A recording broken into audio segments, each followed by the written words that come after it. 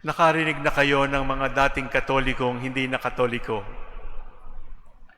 Nakarinig na kayo ng mga dating katoliko ngayon hindi na naniniwala sa Diyos. At nakarinig na kayo ng kasalanan ng pari, kasalanan ng obispo, kasalanan ng kardinal, kasalanan din ng pope. Natitiyak ko nakarinig na kayo ng mga kaso ng sexual misconduct, abuse of minors, priest fathers, corruption in the church, political priests, criminal priests, liar priests. Ang tanong ko ay, bakit di pa kayo umaalis? Bakit nagsisimba pa kayo? Why do you stay Catholic? The answer to the question, why are you still here? And why do you stay Catholic? Can be answered by the gospel for today. Why did the Lord return to the 11? Remember, this is a bunch of liars. This is a bunch of cowards. This is a bunch of men who promised to be faithful but abandoned Him. This is a bunch of men who are supposed to be courageous, who were not even able to defend the Lord from the attacks, from the verbal attacks, from the physical attacks. Akala ko faithful. Akala ko BFF. Pero nung nagkakagipitan na, nagtakbuhan kayo. Jesus could be like any of us. And Jesus could say, for what you have done, tatawag na lang ako ng ibang 12. Pwede, di ba? Tatawag na lang ako ng iba. Ipagkakatiwala ko na lang yung mabuting balita sa ibang tao.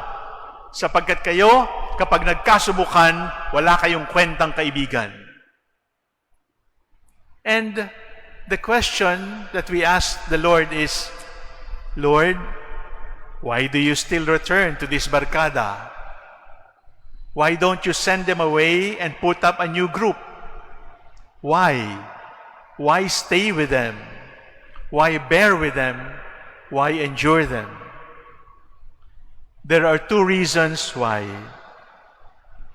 Jesus chose to stay instead of canceling his friends because Jesus chose to mature.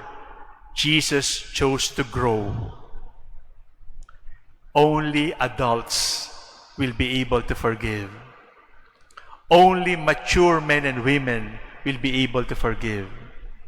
The children, the adolescents, the teenagers, the impulsive youth will just cancel you, will just block you on Facebook, will just unfriend you, will just ostracize you, will just stray away, will just run away, will just block you off, will cancel you from my list.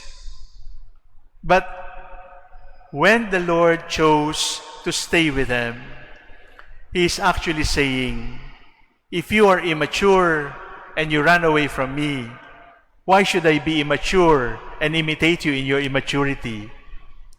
So what did the Lord do? Instead of rebuke, He forgave. Instead of acting the way the disciples have acted, He leveled up. He brought them to a deeper and higher level, the level of forgiveness. So back to the question, with all the sins of the church, with all the sins of the men of the church, mga taong nasaktan ng pari, ng supladong obispo, ng materyosong pari, bakit pa kayo naririto? Ang sagot ay, naririto ako sapagkat gusto kong mag-mature. I don't like to remain childish and write off. Can you imagine a child who is disappointed by the misconduct of his father? Or a child who is disappointed by his chismosa or lying mother? Will the child just remain a child and say, I will leave this family because my parents are not good parents. If the child wants to mature, he will stay in the same family and then take up with maturity the power to forgive. That is why resurrection and forgiveness come at the same time, because there can be no resurrection without forgiveness. Resurrection raises the body that has been killed, but forgiveness raises the soul that has been stained. Is that all why you stay? There is still a second reason why people stay. And it is what the Lord did to Thomas. With us, sabihin natin, ang pangit ng simbahan, ang pangit ng kaparian, ang pangit ng mga obispo, dugo-duguan, maraming kasalanan, may secret, may marami kaming alam. And with those woundedness, with those bleeding wounds, we would have enough reason to leave the church. Kung ako lang at malaman ko yon, baka mauna pa akong lumabas ng simbahan kaysa sa inyo. Pero bakit nandito pa rin ako? Bakit? Kasi yung sugat ni Jesus, bagamat pangit, ay patotoo pa rin na ang simbahan ay hindi dahil banal ang taong simbahan. Ang simbahan ay banal sapagkat banal ang grasya ng Diyos. Sapagkat kung ang simbahang Katolika ay para lamang korporasyon, sa loob ng 2,000 taon, matagal nang dapat natunaw ang simbahang Katolika. Sa dami ng kasalanan ng Santo Papa, ng mga obispo, ng mga pari, ng mga laiko, matagal na dapat natunaw itong simbahang ito. Pero nakatayo pa rin ang simbahan. Kitang-kita natin, hindi ito gawa lang ng tao, gawa ito ng grasya ng Diyos. So if you see the wounds of the church, the Lord invites us, touch the wounds, and through the wounds be able to see that it is grace, not toned muscles, not beautiful faces, not sexy bodies, not popularity, not intelligence that keeps the church standing. It is the grace of God. Back to the question, why do you stay Catholic? The first reason is, I stay Catholic in spite of what I have seen, because I choose to grow rather than to be childish. Because forgiveness is the great sign of spiritual maturity. Why am I still a Catholic? In spite of the wounds of the church, in spite of the wounds that the men of the church have done to the church. Why?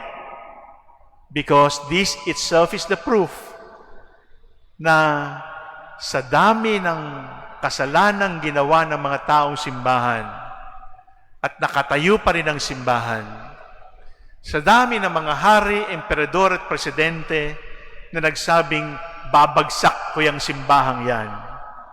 Namatay na yung mga hari, namatay na yung emperador, nakatayo pa rin yung simbahan.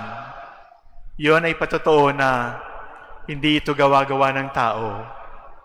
Hindi ito tagumpay ng tao.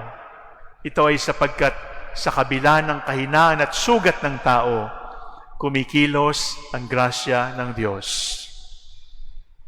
Why stay Catholic? For two reasons. The wounds of the church are also signs that the grace of the Lord are powerfully at work. The sins of the church people are also opportunities for me to mature and to grow and not remain childish and infantile, but to forgive. Grace and forgiveness. These are the reasons why the Lord returned to the 11. And it is also grace and forgiveness which are the reasons why we stay in this church in spite of all the ugliness that we see. It is God's work, not human work. It is forgiveness, not cancel culture.